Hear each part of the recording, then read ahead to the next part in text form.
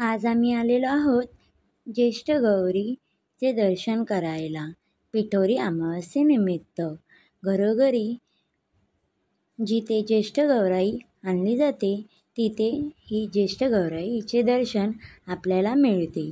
तर आज आम्ही आलेलो आहोत या ज्येष्ठ गौराई माऊलीचे दर्शन घ्यायला. सई सावली यांना ज्येष्ठ गौरीचे दर्शन करून खूप आनंद झाला. स्वस्तिकही खूप खुश होता. दर्शन खूप छान झाले.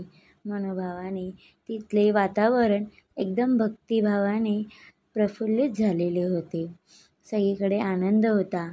लोकांची लगबग होती आणि देवीचे दर्शन करायला भावी भक्तांची ओढ होती. त्याच ओढीने आम्हीही ओढले गेलेलो आणि इथं दर्शनाला पोचलो.